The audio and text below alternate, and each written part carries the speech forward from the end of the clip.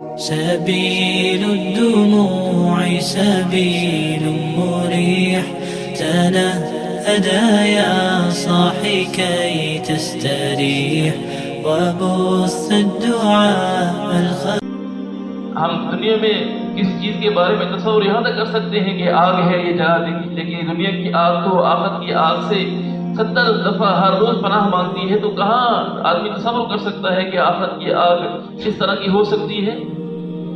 دنیا کے بچھو کو، دنیا کے سانپ کو آدمی دیکھ کر آدمی سوچ سکتا ہے کہ یہ سانپ اور بچھو ایسے ہو سکتے ہیں، لیکن دنیا کے سانپ بچھو تو آخرت کے مقابلے میں کچھ بھی نہیں ہے۔ وہاں کتنے بڑے سخت عذاب ہوں گے، گرمی سردی کا عذاب ہے، اس کے علاوہ اور ایک آدمی کو پیاس لگے گی، جب پیاس لگی شدت حتیٰ کہ سمندر بھی پی لے اس کی پیاس نہ بجھے، اور اس آدمی کو وہاں پیاس بجھانے کے لیے لہو پیپ دیا جا رہا ہو، آدمی کہاں تصور کر سکتا ہے کہ وہاں کی لہو پیپ کو آدمی پی سکے؟ تو وہاں کے عذاب بڑے سخت ہیں۔ وہاں کے عذاب سے بچنے کے لیے دنیا کے اندر آدمی اپنی زندگی کو سنوارنے کی کوشش کرے، اپنے آنکھ کا استعمال، اپنی زبان کا استعمال، اپنے کانوں کا استعمال، پورے جسم کو آدمی صحیح استعمال کرے، اللہ تعالیٰ کی رضامندی کے کاموں میں استعمال کرے، اللہ تعالیٰ کو ناراض نہ کرے۔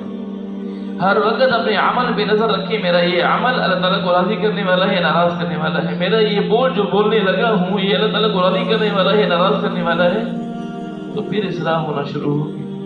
جب آدمی اپنی ذات سے بے فکر ہو کر اوروں کے بارے میں سوچتا رہے فلاں ایسا ہے، فلاں ایسا ہے، فلاں ایسا ہے، بندے کی اصلاح نہیں ہو سکتی ہے۔ اصلاح کے لیے ضروری ہے کہ ہر وقت اپنے عمل پہ، اپنے بول پہ نظر ہو۔ اوروں کی فکر کرنا یہ ضروری ہے کہ اوروں کے بارے میں آدمی فکر کرے، لیکن سب سے زیادہ ضروری چیز وہ اپنی ذات کے بارے میں فکر کرنا ہے۔